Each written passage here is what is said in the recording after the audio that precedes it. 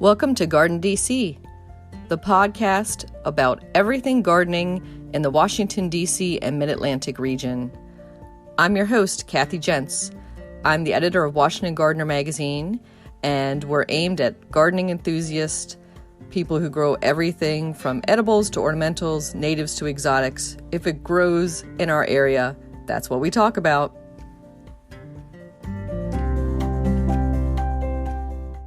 This episode of Garden DC, we're joined by Carl Gersons, the conservatory manager at Longwood Gardens in Pennsylvania. Welcome, Carl. Hey, Kathy, how are you? Good, how are you? It's a beautiful fall day out. It is more than beautiful. It's absolutely fantastic. 73 degrees here in Wow. Pennsylvania and opening day for our Chrysanthemum Festival. I mean, how much better does that get? Yeah, I didn't realize I was catching you on opening day itself. So, now the conservatory is open to the public, correct? We've been open since about the end of June. Great. And you switch out the conservatory show how often? I like to tell people we are changing something every day. Now, this time of year, we're changing it pretty significantly because we're doing a major display change for Chrysanthemum Festival. In about a month, we'll be doing a major display change for Christmas. About a month after that, major display change for our winter displays. And then it kind of goes into really weekly, almost daily changeouts of something because we're using so many different kinds of plants. Some last 3 months, some last 3 weeks. And if you look at something like hyacinths, they might last 3 days, depending on the weather. So Longwood Gardens definitely come back several times a year and always something new in bloom. Well, that is definitely the truth. I've been coming back to Longwood for over 23 years, and each day has been an adventure for me. I've never been bored, that's for sure. Wow, 23 years. You're only like 25 years old, I Carl. know I was born there. When did I spend all my time in Mississippi? But no, it's a fantastic place. And, having visited gardens all across the country, and I keep coming back to Longwood, it's just such an amazing spot for its location in the country and really for all the different aspects it holds with fountains and conservatories and historic trees and annuals and perennials. I mean, it's really one stop shopping for horticultural entertainment. You know what's funny? You mentioned the fountain show, and I love the fountain show and the coordinated music with it and sometimes the fireworks in the summer, but I totally forget about it.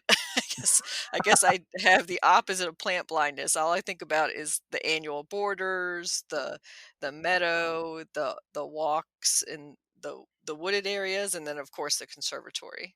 And you bring up a really good point because I do like to do a lot of social media-ing. Is that a word? And how do you pick one picture for Longwood? I mean, is it going to be a huge tree that dates back to, the Quaker family that started the whole place? Is it going to be the main fountain garden, the largest performance fountain, in the nation? Is it going to be the conservatory? I mean, a flower show 365 days of the year? I honestly don't know where you start to get this picture of Longwood. It's just so multifaceted. And it's a place that you're going to devote most of a day to visit. You're not just going to run in and run out. So, those who have never been to Longwood Gardens, who might be in our listening audience, what would you say they should do for a first time visit? Because it can be pretty overwhelming. That is a good point. And interestingly, I was visiting a few gardens this past week and I didn't have time to see everything that was there. And I thought, I'm just going to concentrate on two parts of the garden because maybe those parts were peaking that time of year. And I think for Longwood, you could always say the conservatory is going to have something dynamic happening, clearly. But then for outdoors, you have to go to the meadow in September because that's just fantastic. And you have to see the water lilies in July and August because 6-foot leaves just awe and amaze anyone. And then when you keep backing up, you've got the summertime annuals that are, coming into flower in July. Then I go back to May, and you've got the wisteria, you've got the paulownia trees that are just glorious shades of purple. And then you back up to April, and we have, hundreds of thousands of bulbs that are blooming. And then you back up into March, and that's when, the diehard gardeners are getting out there and looking at the tiniest little things creeping out of the ground, and you're so excited about a little snowdrop that's only 2 inches tall. And there really isn't a time of the year that you can't find something inspiring at Longwood or any other garden. And that's really, I think, the joy of our region. Because, in the Mid Atlantic, we have more gardens than anywhere else in the entire nation.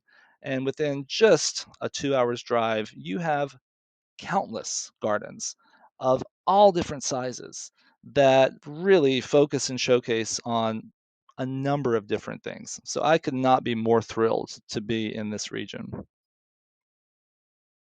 Yeah, that's so true. We're so spoiled for public gardens in our area. And Longwood, for those who don't know, is Kennett Square, Pennsylvania, which is not too far outside of Philadelphia. Exactly. We are just over the border, about 20 minutes into Pennsylvania from the state of Maryland. And just as you go north of us, we're going to have fantastic gardens in America's Garden Capital, which is a wonderful website promoting our public gardens in the greater Philadelphia region. But just to our south, only about 40 minutes, is Ladue Gardens, wonderful topiary garden in Maryland, which oftentimes, it's not included in the DC area, but it's not included in the Philadelphia area. Poor little Ladue. They're so fantastic. I was just there and I'm like, why don't Yeah. more people visit this place? I love it. Well, it's funny because Ledoux, I was looking back at some of our back issues of Washington Gardener because we turned 15 this year for the magazine. And I was said that was one of, I think, our first day trips was Ledoux Gardens. And we try to claim it as our own. It's Upper Baltimore County, but there are so many people in DC area who just still don't know it exists at all. Well, I hear people in the DC area, you talk about leaving the Beltway, and there's just something about getting on that highway that keeps you in your home sometimes. hmm But and thank goodness Ladue is reopened for those who are interested in it.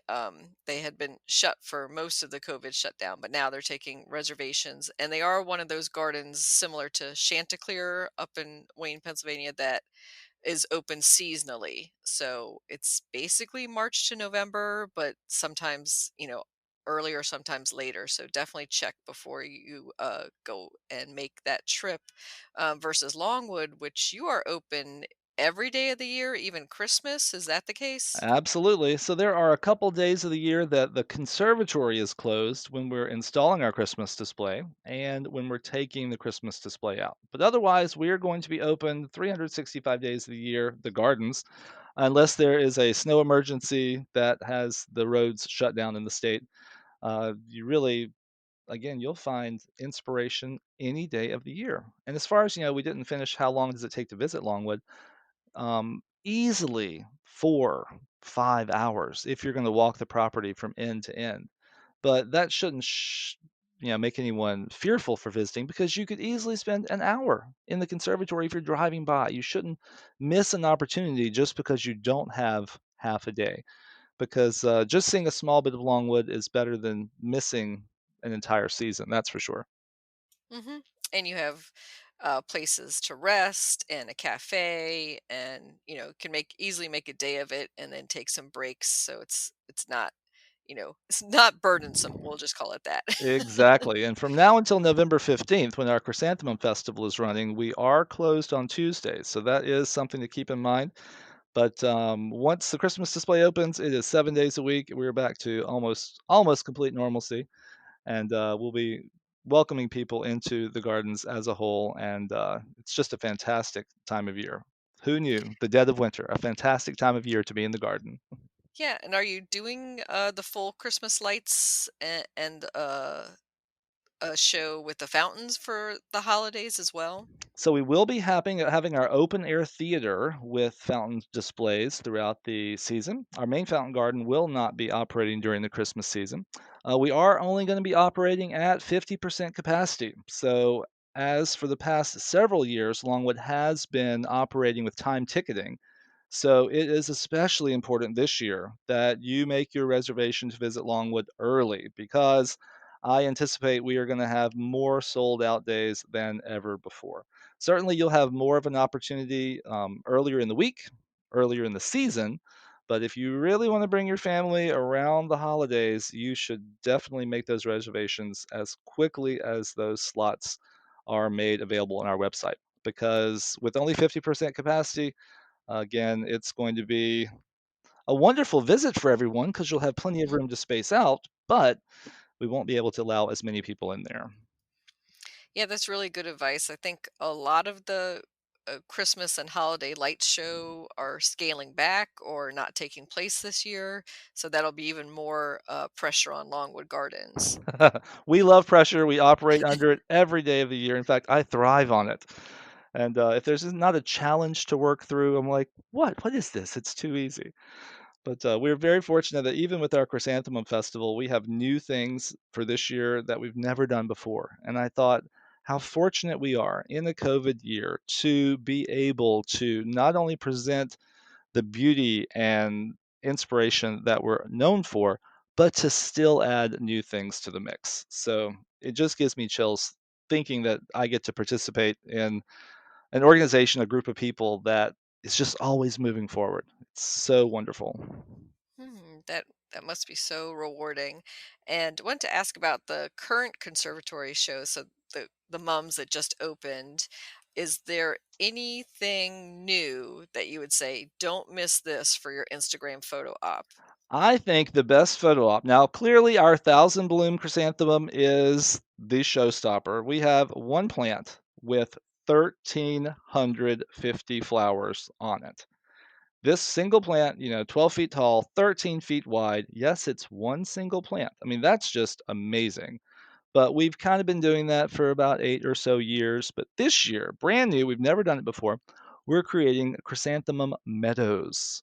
So we have got a mix of fantastic forms. Chrysanthemums, they don't just look like those little golden pom-poms that you see at Trader Joe's or some of the other wonderful stores. These chrysanthemums we got from Japan over 30 years ago, exhibition style chrysanthemums with flowers that are as big as your hand, maybe flowers that are completely frilled. We've got chrysanthemums that some people don't even recognize as chrysanthemums. And then the heights from 8 inches all the way up to really the biggest one, 12 feet tall. So these are not your grandmother's chrysanthemums. That is for sure. Our meadows have more than 200 plants. We have 2 small meadows, about 15 feet square. So I think it's a wonderful way to look at meadow style planting, where you have varying heights, where you've got negative space in between certain things, where you've got textures that contrast, and lay on top of that color. And it's just, it's a technicolor world. And I absolutely am enthralled by color. I am attracted to it like a moth to a flame, and I just can't get enough of it. And this year, our Chrysanthemum Festival really has a lot of color. It's a feast for the eyes. Hmm. And you can't tell that at all from your Instagram or your Facebook that you're a color fiend. You might want to put some Um, sunglasses on. Yeah, yeah. sometimes I'm a little bit addicted to a color. I can't help it. He's got the color obsession. So is there a color theme to this year's mom show? It's Is it interesting you mentioned pastels? that Mhm. because when planning it, we did not have a color theme because the the thing that really guides us when creating our chrysanthemum festival, it's really what plants we have available. We have more than 200 different cultivars of these exhibition style chrysanthemums. So, in order to have enough cuttings for the next year, you have to have enough stock plants. So, we've already got 200 pots, one each, just so we have the plants. Imagine if I needed 400 plants for one of my displays, which needed 5 cuttings per pot. That's 2,000 cuttings, isn't it? I'm not good with numbers. But either way, we need a lot of stock plants. So we have to make those plans almost multiple years in advance. So sometimes you could have problems with plants, as we all do in our gardens. Challenges happen midway through the growing season. So sometimes that will dictate which plants are available for us to use. But I had several people tell me this year, there sure are a lot of yellow chrysanthemums this year. So perhaps we have subliminally brought in the color yellow, which has been marvelous. Because, the past couple mornings up here in southeastern Pennsylvania have been very foggy, very misty, which I love that. But when you walk in the conservatory and you have the flowers giving you that sunshine glow, it's just, that much more happiness and excitement you can have before the sun burns through the clouds and you have it outdoors as well. Hmm. And I don't know if you know, coincidentally, that chrysanthemum in China, that they call it the golden flower. Ah, yes, that is exactly right. And I guess I was telling a student this morning too. I think, yellow chrysanthemums are probably a little more tough, a little more aggressive and hardy. Certainly, we have them in reds, pinks, whites, purples, everything in between. But it seems like the yellow ones just grow better, and Hmm. maybe that goes back to the ancient days of China. Yeah, and then I was just looking up the Latin, and chrysos translates as gold, Hmm. that which is the original color of the first chrysanthemums, and anthos, of course, is flower. So chrysanthemum. Well, how appropriate! Now we can tell everyone we planned for it to be a golden year. Yeah, even though we usually just use the mum part of the name, which is funny. It's true though, and that's the other thing I really like to tell people about these chrysanthemums, the history behind them, the story, the amount of labor we put into them. Because some people, when you visit Longwood, you're just there to enjoy the day. You're there with your friend, your spouse. You just want to hang out and you just walk by the flowers and think, oh, pretty. But if you have a moment to stop someone, and heaven help you if it's me, because I'll talk your head off about how fantastic these plants are, and you'll get the entire story, and you really do walk away with an appreciation of what we've started to think of as really a common plant. I mean, my great aunt down in Mississippi, she was a florist and she mostly did funeral work and she always used chrysanthemums and carnations, which I really liked because they each have a fragrance, which I loved as a child because it was my first introduction to flowers. They're both very long lived. I mean, I love flowers that last a long time in a vase, but because they're so tough, then they become very popular, and of course, they become overused, and then people start to lose interest. They're not perhaps as valued as much anymore. But when you come to Longwood, these definitely will not be the chrysanthemums that you have seen before.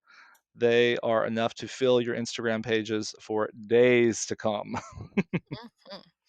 Well, let's move to your childhood in Mississippi that you alluded to a little bit. And how did you get started, aside from having that florist aunt, um, in gardening? Did you garden at home, or was there somebody else that you followed and introduced you into the whole green industry? Wow. I mean, I knew I wanted to be in gardening since literally sixth grade. I have a Polaroid of my grandmother and I standing at a flower bed that we built on the farm where we had beautiful orange marigolds and luscious pink petunias. And to this day, the orange and pink color combination, it's become very popular. But, back then it was very, very edgy.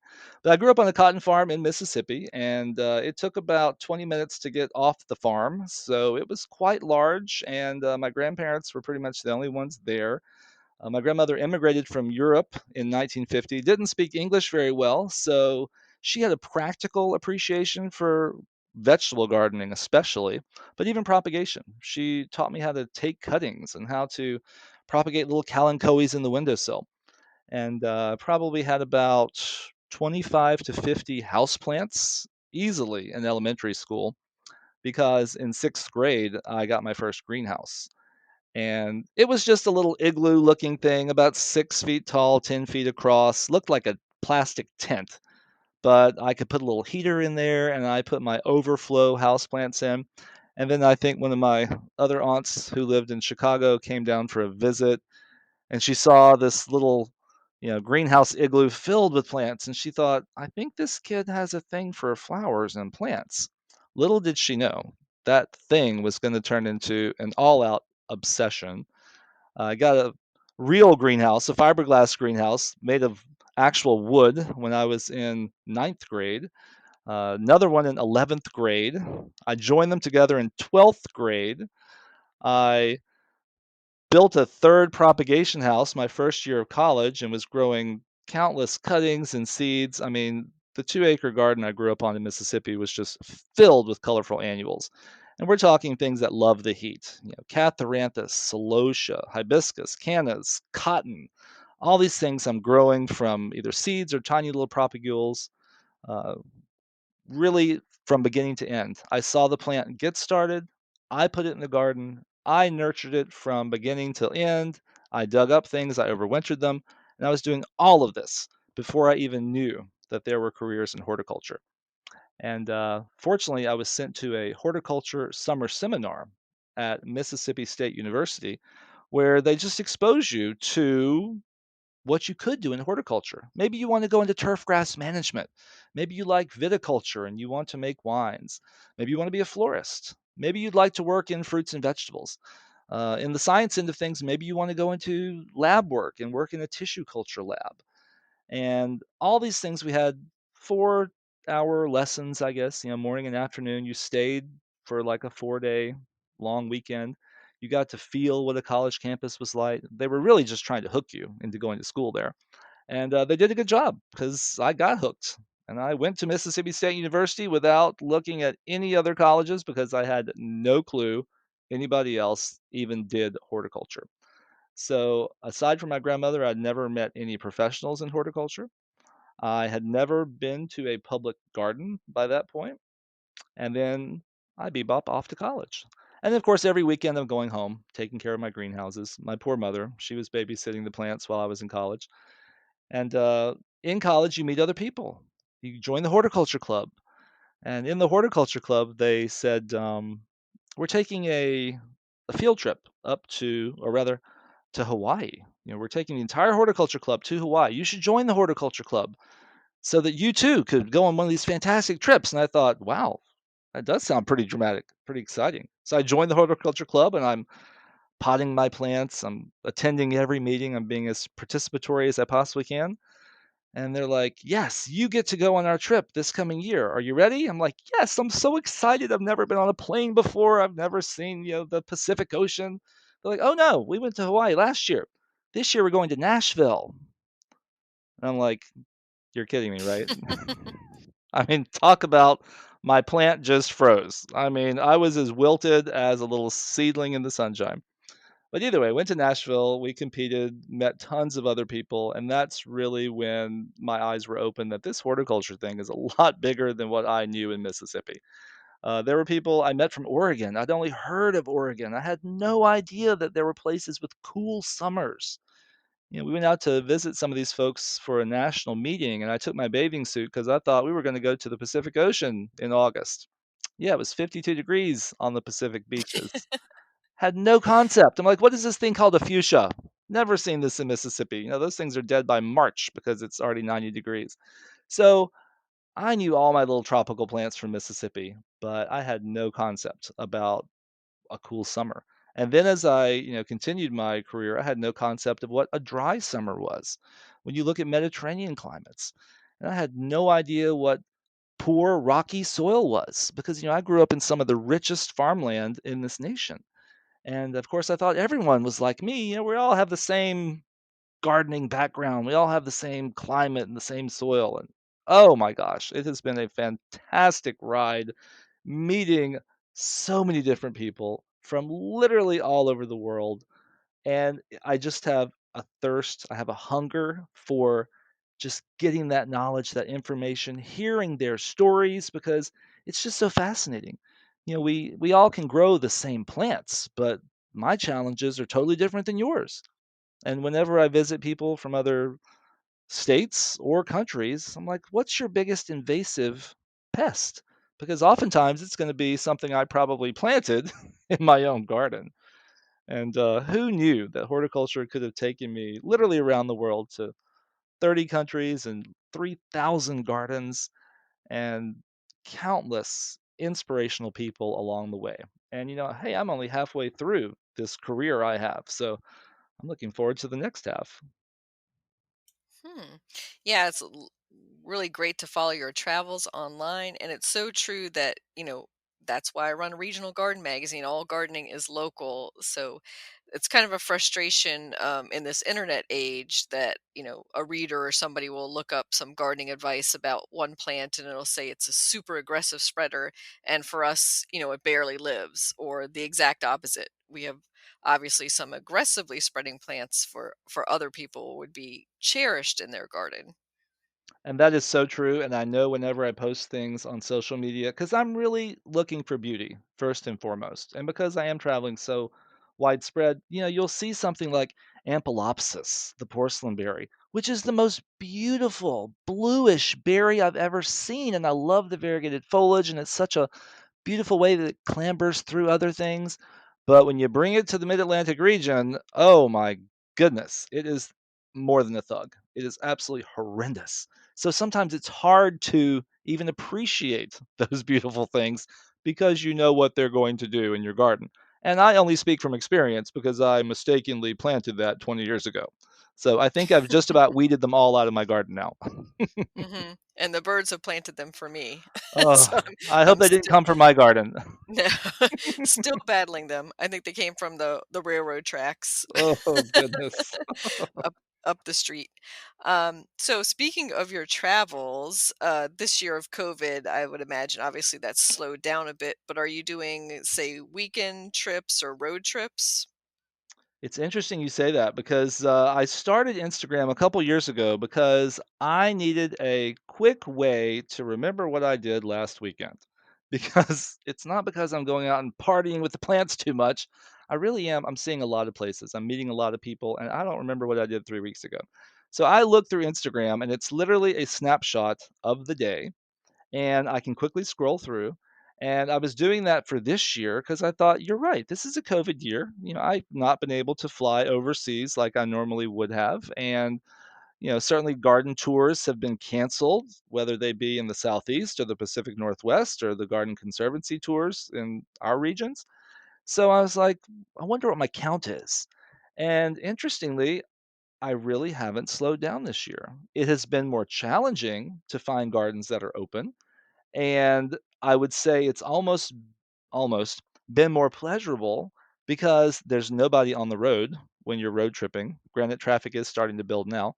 And when you visit the gardens, you have to have a reservation. So that means you're going to be with fewer people. So they're easier pictures to take without that hot pink sweater down in the distance. Not that I was speaking to anyone specifically, but I haven't slowed down at all. I think I've had more than 100 days of garden visiting since January 1st. And, I've only taken 1 international trip this year to Cuba back in January, so that's the only time my passport has been opened. But otherwise, it's been, quote, "local." And the farthest I've been is, Wisconsin and Minnesota for the summer, and I've taken, I think, 2 plane trips, and they were kind of early on, so literally the planes were empty. I mean, nobody else was on the plane. So I didn't feel that that was, an unsafe situation when literally there's no one around me for 6 feet. And once you get to the garden, you're enjoying the garden on your own because there's hardly anyone else there. So this year has been, it's odd to say it's almost been enjoyable because it's forced me to enjoy the United States. I visited all 50 states by, I think it's 2008. And now I'm getting to go back to a few places that I've perhaps only been one time. And of course, visiting a garden at a different season, you might as well be, a new person because you've never seen this blooming in this location at that time. So the excitement has always been there. And I really haven't slowed down. So I've really been, again, I hate to say enjoying myself this year, but I think from sharing these images that I've taken on these trips, I hear so many people give me feedback about, that's the moment in the day where they can just tune everything else out and they feel like they were in the garden as well. They feel like they took the trip without leaving their home, without feeling unsafe about, being around other people. And I think that has really given me a lot of strength and energy to keep doing these types of things because it's not just me selfishly enjoying the garden. Certainly, I'm putting it on Instagram so I can remember where I was. But at the same time, people are truly getting enjoyment and inspiration, hopefully, ideas for the future. And I know as I browse through social media profiles, I'll oftentimes put things on my calendar for next year. Reminder, spider lilies are blooming the end of August in North Carolina. I want to go see fields of Lycoris radiata. It's one of my dreams. I had those in Mississippi. I want them again.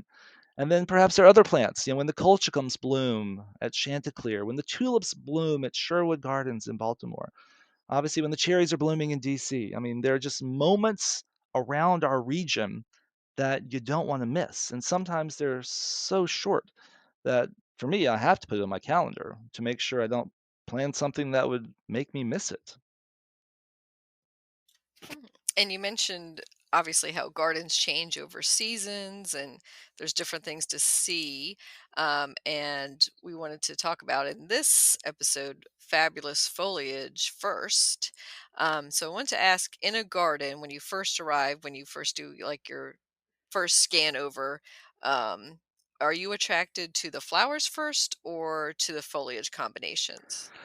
That is so challenging for me to answer. It's like, which is your favorite child? I'm like, well, the one that's in front of me, of course. Um, of course, flowers, you can't beat them. They're always pretty. They're always colorful, usually. But foliage really gives me that longevity that I love so much. And I've really started to, I think, fall in love with foliage even more than flowers because it gives me more. I think about one of my favorite foliage plants. It's one of those proven winners, spirea. Goodness, all those fun names that they have for those things. I don't even know them anymore. Double take candy corn, something. But it's got like reddish pink new growth on top of golden foliage that starts the day it sprouts. And then you get those pink flowers in the summer.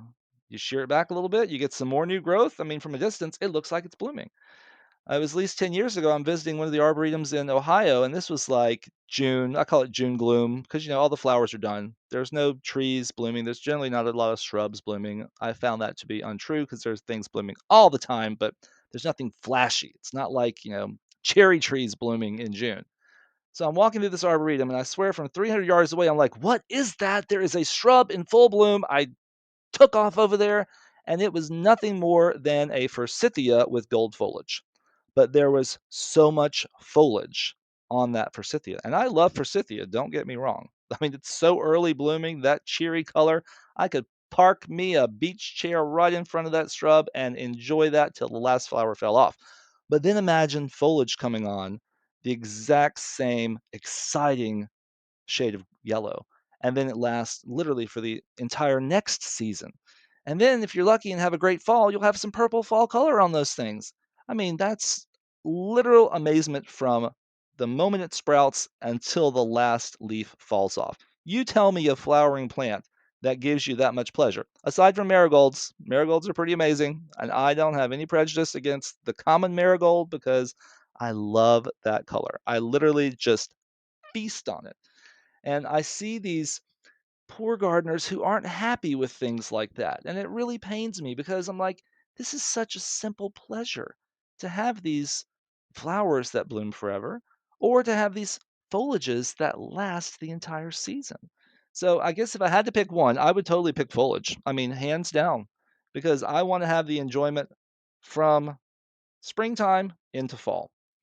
I hear some people talk about, well, flowers, you get to anticipate them coming, and it's that ephemeral nature of them. And I hate to say it, but I'm just a glutton for color. I just want more of it. I can't have enough of it. I want it all, and I want it all the time.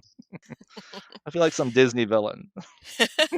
Well, I did just double check and you're correct on the name. It's double play candy corn spirea. Oh my gosh, isn't Um, that crazy? It's so long. yes, and my favorite from that series is the double play blue kazoo spirea, which it's kind of on the opposite spectrum. It's more of like a really aquamarine Oh, type of leaf to it. It has like a bluish cast, almost like a Fothergilla bluish cast to it, and that one is really nice in the springtime, especially. and again, I mean, show me a plant that isn't beautiful. I mean, I unfortunately, I love everything. But, when I planted my home garden over 20 years ago, I call it a horticultural woodland because, of course, I overplanted like most passionate plant people do. And now all the trees have grown up and they've shaded out literally everything else. So now it's a horticultural woodland. But the trees are variegated, or they're silver, or they have red leaves, or they have golden leaves. And it's like a kaleidoscopic forest. And even with fall color happening in the woodland behind my garden, I mean, there's just color everywhere, and there isn't a flower to be seen. I might have some. I'm trying to think what I even still have that blooms in the garden that hasn't been shaded out. A few lilies, some Asiatic lilies. I think I put out some gomphrena this year in a spot that I took one tree out, but otherwise I get my foliage fix. This colorful calamity, some people call it. I mean, it's all from foliage. So yeah, I definitely love foliage. So sorry, flowers. Maybe next time. But I get flowers at Longwood, so I'm Mhm. really lucky because I get to go to work and get flowers, and I get to come home and get foliage. So I really couldn't be any luckier. And when you planted your home garden with foliage choices in mind, did you do a specific color scheme of yellows, reds, and changing, or was it just all happenstance? Oh, I'm a little too organic for that. At work, I have to be very thoughtful. I have to plan things out. I have to think how this is going to work with that. But when I get home, I want to have the complete opposite. So it is literally your passion exploding. So, what do I love the most today? And I remember the first tree I planted was Metasequoia, Ogon, the gold leafed Metasequoia, and I bought it from Wayside Gardens. You remember the catalog that would come in the winter when you're hunkered down and you can't go outside, and you're like, okay, I'll pay $150 for a stick. Yeah, And I've definitely been seduced by Wayside in the past. yeah, and they did a good job because I spent the $150 on a stick, and I have my golden metasequoia in my back garden now that's probably 40 feet tall, and I can see it when I'm rounding the corner now. It's literally three quarters the size of the forest behind it, and it gives me such joy to see that tree. It was well worth every meal I had to skimp on when I was a young starting out gardener because that was a lot of money back then. And it's just fantastic. So I don't have any theme. I mean, I would sit down with the Forest Farm book. It's a book. It was 400 pages, black and white, small print, no pictures. And it was just exciting to read those descriptions because I had no idea you could have, the very first tree I fell in love with, Cercis forest pansy. Saw that in Oregon when I was 21 years old. Had no clue there were colored foliage trees in the world at all. And I'm like, a purple tree? What? Are you serious? Because we didn't have purple beaches in Mississippi. So to see a purple redbud, I literally fell in love. So that was the second tree I planted in my garden, a trio of purple redbuds. Then I planted a variegated Acer negundo flamingo. And I had no idea all the negative connotations people have with Acer negundo. It's a weed. No one likes box elder. I'm like, look how beautiful this foliage is. It's pink, pink new growth. Oh my gosh. I loved that tree then and I love it now, even though those leaves get all spotted up. Then I planted a golden catalpa because you just need big leaves. And I learned how to coppice things. My poor neighbors, I live in a planned community. I was out there pruning the catalpa earlier this year, and it was beautiful, 12 feet tall, huge golden leaves, and I'm out there with the saw chopping it flat to the ground. And these people about to sell their house are like, "What are you doing?" I'm like, "You have to chop this thing flat to the ground every couple years, otherwise it's going to take over." But I love my golden catalpa. And what else do I absolutely love in my garden? Silver chamaecyparis. You just can't beat that foliage, the fragrance this time of year. And then silver Cupressus arizonica. When you cut that foliage for wreath making or for putting on mantles, it kind of freeze dries. It stays the exact same shape for the entire winter. Doesn't turn brown. At least mine doesn't. And that's one of my favorite, foliages for bringing indoors. And of course, being from Mississippi, I had to have a southern magnolia, and I didn't think they would survive up here because I didn't do any research. When you grow up in Mississippi, unfortunately, they teach you that the North, it's a scary place. You don't want to go there. Like, apparently, no one can survive the North. Plants can't either. So I needed, my little southern magnolia. Little did I know they're perfectly hardy. I've seen those things all the way up into Massachusetts. But I planted Edith Bogue against the south side of my house, and I've been espaliering it for 20 years. It's now 2 stories high. It's now really it's a health hazard for me to crawl up Mm. there and espalier this thing. But it makes me chuckle when I look back at just, how little I knew back then of this region. And of course, the internet wasn't nearly as big. Social media hadn't even been invented. So I'm just trying what I love. And these days, people can skip the mistakes I made of planting things like gooseneck loosestrife. Not, not good. Mm-mm. No. Oh, so I was gonna say on the espalier, for some of our listeners who might be beginning gardeners, do you want to define that technique? Oh my goodness, espalier. It's one of those fancy things. If you're from Mississippi, it's espalier, and I can turn on my southern accent if you want me to. But espalier, you're growing a plant flat against something. So at Longwood Gardens, we are espaliering nectarines. We're growing them flat, in essence, against a fence. So they are literally, two-dimensional, and you're growing the exact same number of leaves, the exact same number of branches, in turn, getting the exact same number of fruits in literally half the space. So when I did this with my magnolia, I wanted to plant it really close to the house because I'm not afraid of a tree getting into my foundation. I think that's, silliness. I'm sure it does happen, but not here. And this tree is literally 6 inches from the foundation of my house, and it is flat against the wall. And I have tied it all the way up, and I prune it within 12 inches away from the building itself. So it's just kind of like a pancake, a magnolia pancake against the side of my house. And this past year, because I've been traveling a lot, really the past 5 years, I haven't been in my garden for the past 2 years, you could say. I mean, who can leave their garden for 2 years and still have it look the way they want it to? But I did. And my magnolia needed some serious pruning. So this magnolia grandiflora that's espaliered, grown flat against the side of my house, got every single leaf cut off of it. I trimmed it back to literally bones, bare wood, twigs, and that was back in June, and it has completely reflushed into a beautiful foliage covered shape. So the only risk I have now is if we have an early frost, which doesn't look like that's happening. So that new growth will harden off, and I'm going to have, a beautifully shaped magnolia for the entire winter for my neighbors to look at. Nice. I know my favorite, almost identical treatment is at Hillwood Gardens, where they've espaliered a magnolia onto the side of the house, and that's been for several decades, so no damage to the structure there either. Absolutely. And magnolias are typically, shallow rooted anyway. If you've got an old magnolia, you've probably seen the roots on top of the ground, the lawnmower unfortunately hitting them. So they're not going to have this, scary taproot that's going to get into your sewer system. Because remember, we also don't generally have terracotta pipes in the ground anymore that leak water. If you've got a PVC pipe, it's probably not cracked. There's not water leaking. Therefore, roots aren't going to get into it. So we don't have to be too concerned about these things. And, I grew up in a house that was built in 1832 and it, had trees all around it. Clearly, it survived for quite a while. And I see people with their homes in the forest, the actual forest, and, their houses are surviving. So the benefit of planting trees far outweighs the minuscule potential of that tree causing you problems. And, we watch the news and we see during an ice storm the trees come down. We see during a windstorm the trees come down. But they're not showing you the 364 days in between that where you are truly getting pleasure and enjoyment. You're getting your blood pressure dropped.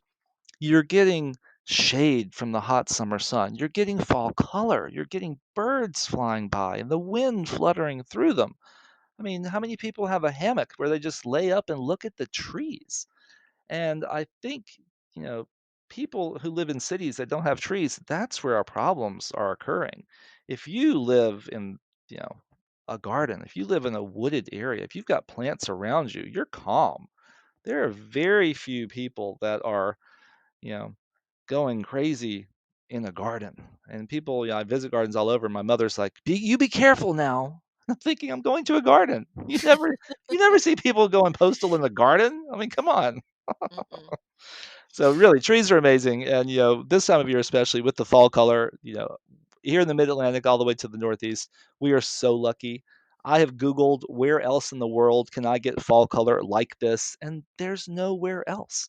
I mean, right now, my black gum, my Nyssa sylvatica, is in full color. I mean, today is like peak color for my garden. I look in my backyard and I can see the heptacodium with those red calyces in full color with my golden foliage of liquid amber, cultivar Warple's done right behind it.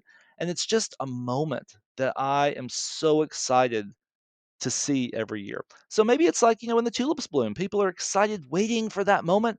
I'm waiting for the leaves to turn because it's not just 10 tulips I planted, it's the entire forest around me. It is every road I drive down.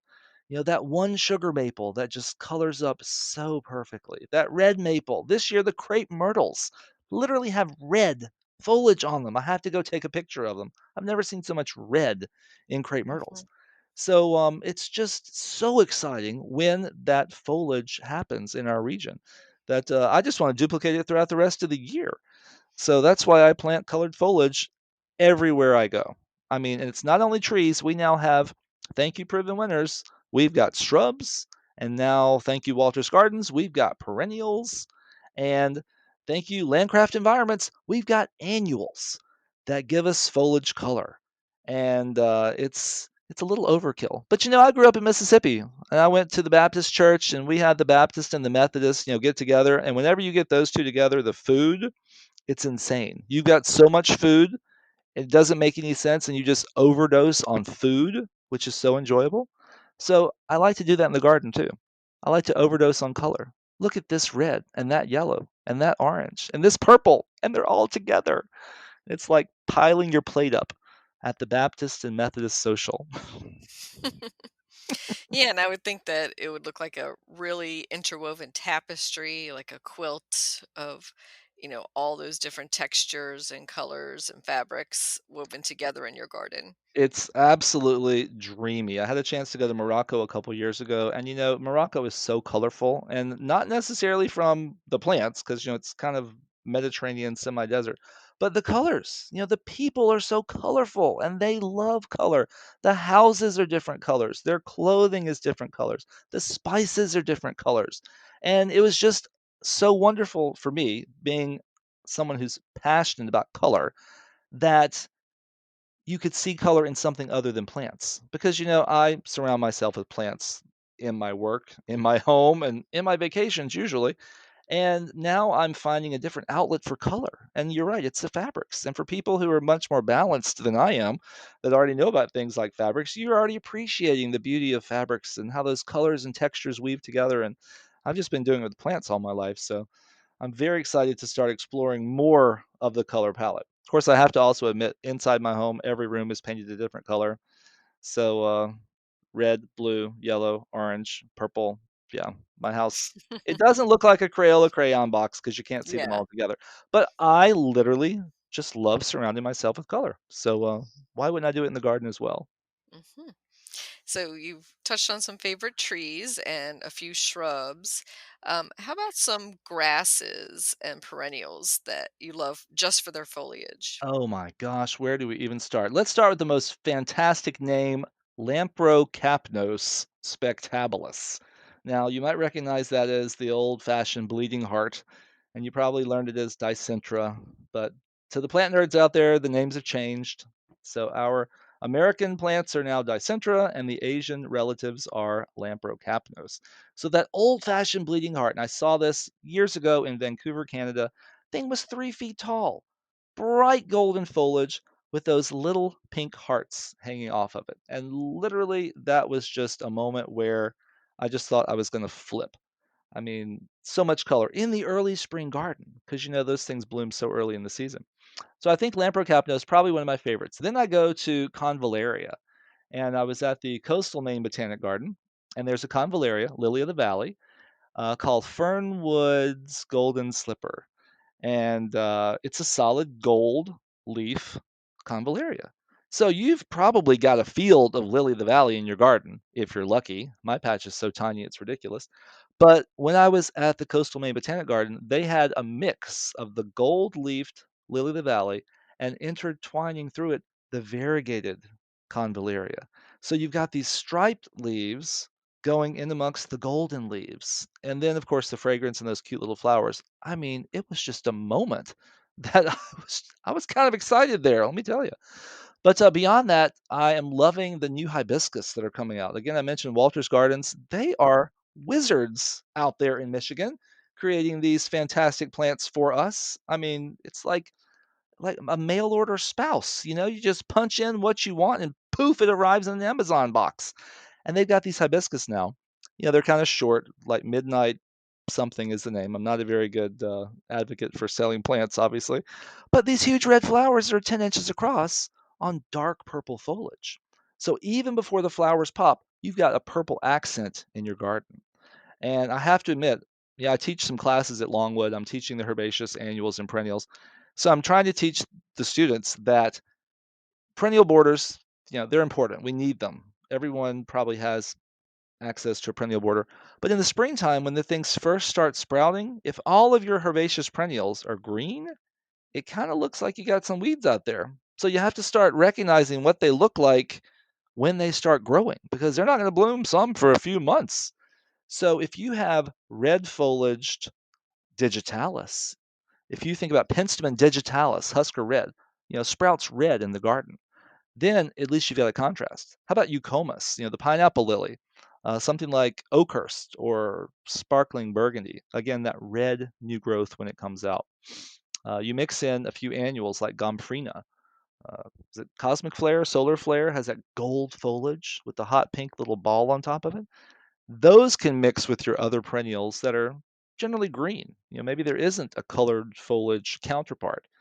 But I really don't think there's a foliage plant I haven't fallen in love with.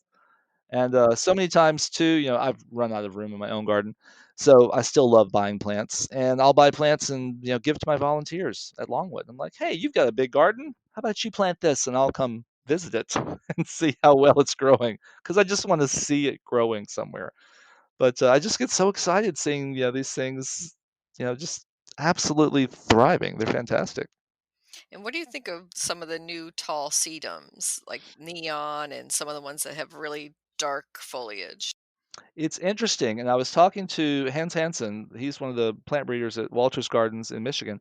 And I said, things like echinacea, years ago, those wonderful names like tomato soup and mac and cheese, so fun, but they're really weak.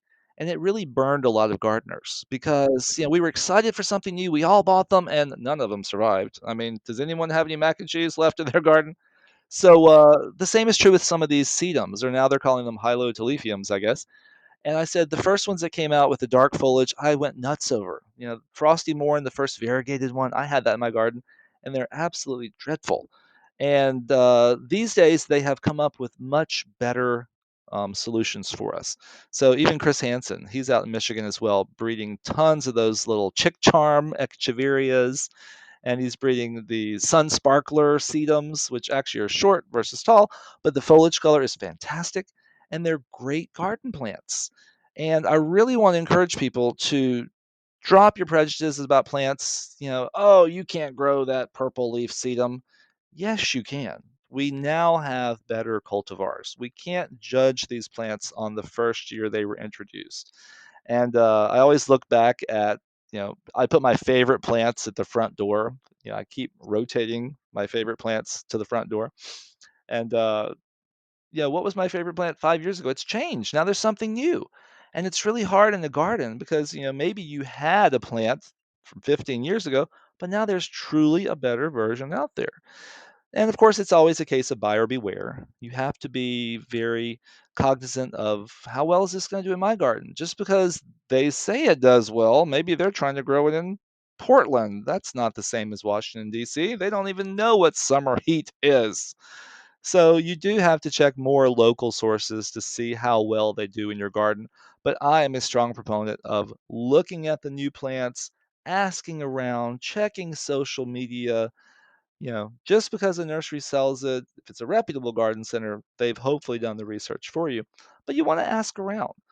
But at the same time, have that sense of adventure. Try something new. See what it'll do. Try one, try five, try Mhm. 20. You know. Yeah, and it's so true that, especially with the heuchera and all the new varieties that are out of heuchera, and that's a fabulous foliage plant to have. I have it pretty much year round in containers in my garden, especially the dark purple ones. That if it's coming from a breeding program out of the Pacific Northwest, isn't too happy in our mid-Atlantic hot and humid summers, but the ones that come out of the breeding programs out of Georgia and the South are doing much better for us. You definitely bring up a good point there, and it's also funny you mentioned in containers. I have found these new heucheras do better in containers for me than they do in the ground. I mean, I've Mhm. had them for Yep. multiple years in containers above ground, and this past spring, I planted all my deck containers with heuchera.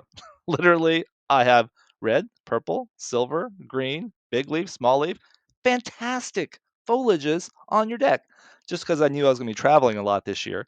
Of course, that was before COVID hit, and little did I know I'd be staring at those heuchera a lot this year. But I've enjoyed them all the same. But Mount Cuba over in Delaware, they did a wonderful trial of lots of different heucheras within the past 5 years, and I use their data to help guide me on what heucheras I choose for the conservatory, because those heucheras we use in the conservatory will eventually get transplanted into the grounds at Longwood. So of course I want to choose something that'll be beautiful for my short-term display, but also something that's going to last a long time once it goes outdoors. So this year we're using a golden one, citronelle, which is fantastic gold for our region. Oh, yeah, I love And that you one. can't beat that one. Mhm. Favorite for sure.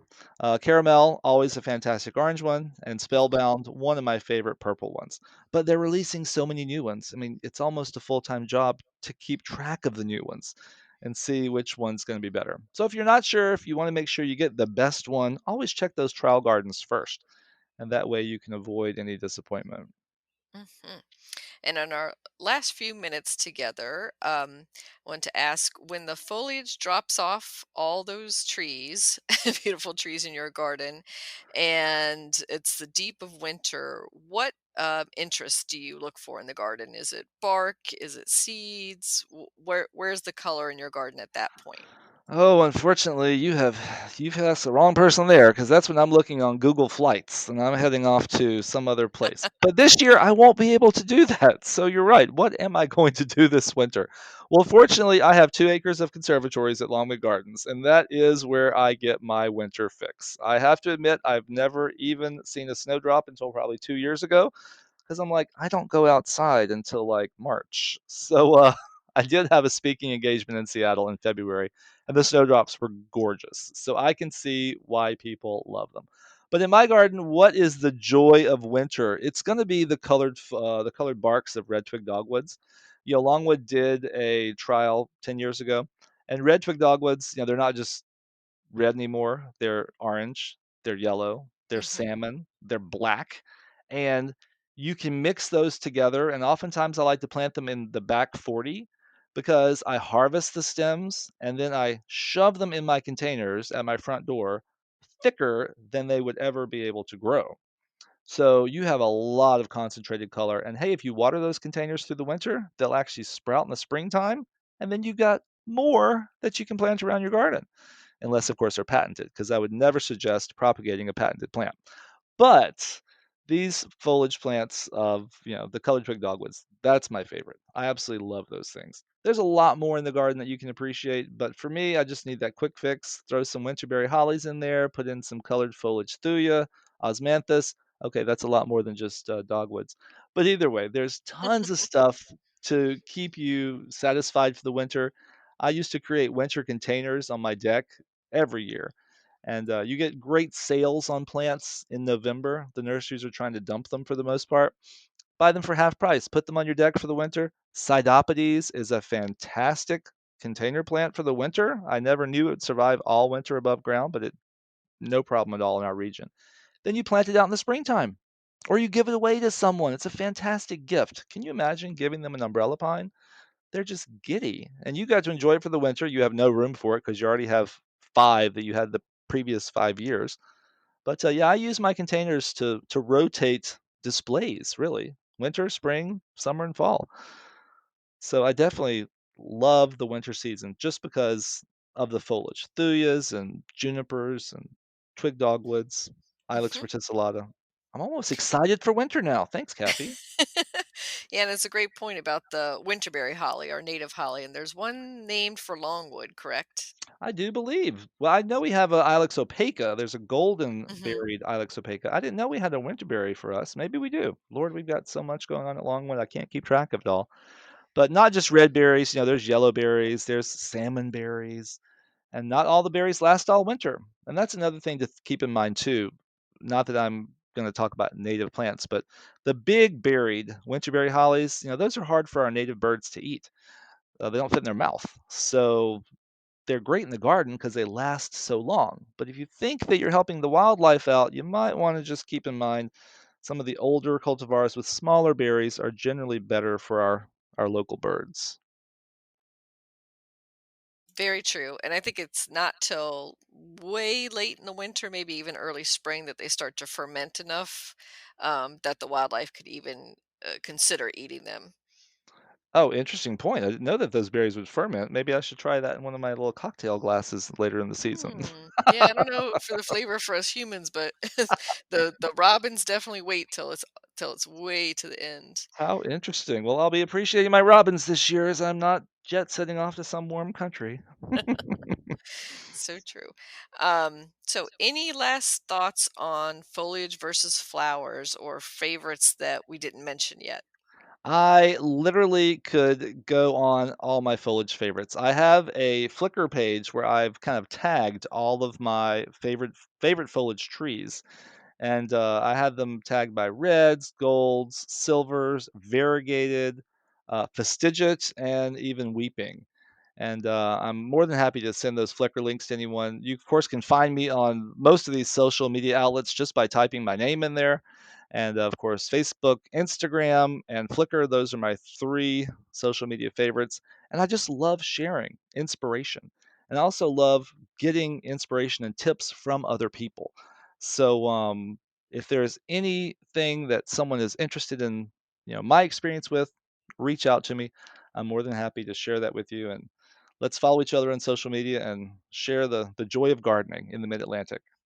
And for our listeners, do you mind spelling your name out for them? Good point. That's Karl. And my last name spelled Gercens.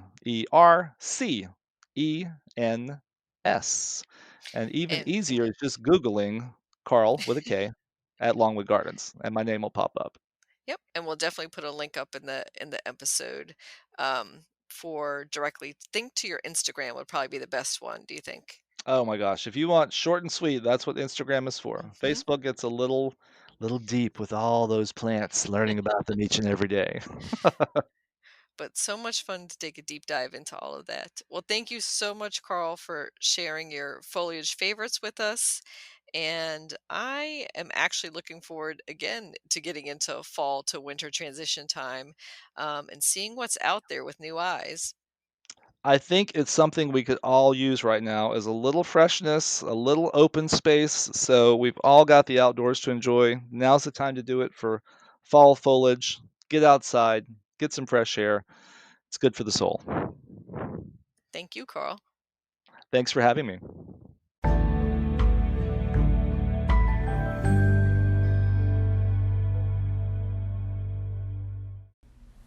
Plant profile: Wild Ageratum. Wild ageratum, or blue mist flower, is an eastern native plant. It is in the aster family and blooms from midsummer through mid-autumn. It prefers full to part sun and is hardy to USDA zones 5 through 10. This plant has an annual look-alike, the short bedding plant ageratum. It is also a close relative of common boneset and is known alternatively as blue boneset. Wild ageratum likes moist, fertile soils and can spread aggressively. It is easy to pull out the rhizomes, though, and if reseeding is a concern, remove the spent flower heads before they go to seed. It can grow to 2 to 3 feet tall. To prevent flopping and prolong the bloom period, taller plants may be cut back in summer.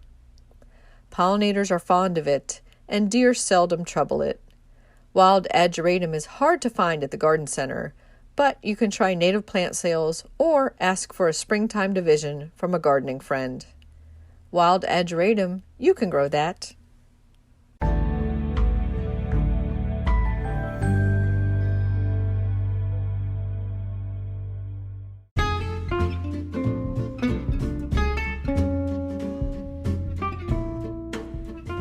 For this week's What's Blooming in the Garden, I thought I'd share about my favorite ornamental grass, pink muley grass.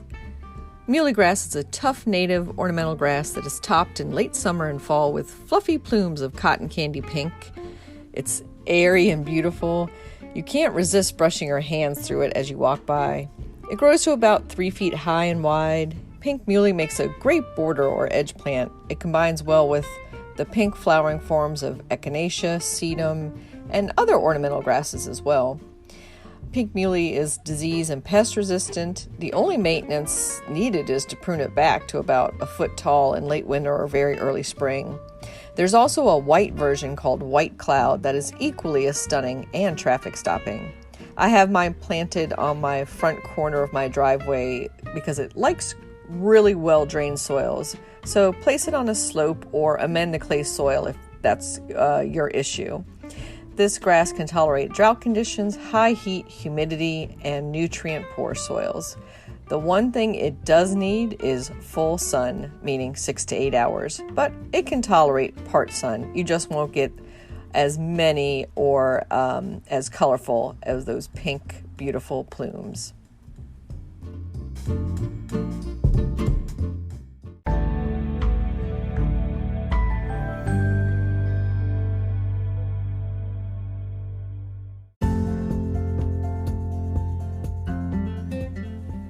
Thank you for listening to Garden DC.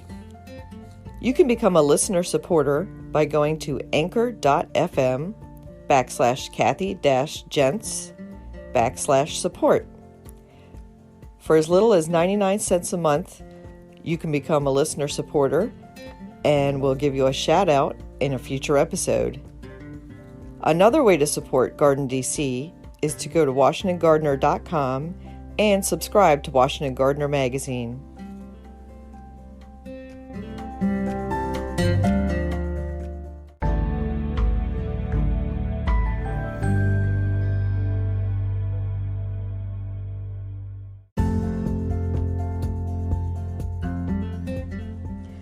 You can find Washington Gardener online at WashingtonGardener.com, on Twitter at WDC Gardener, on Instagram at WDC Gardener, and on Facebook.com at Washington Gardener Magazine.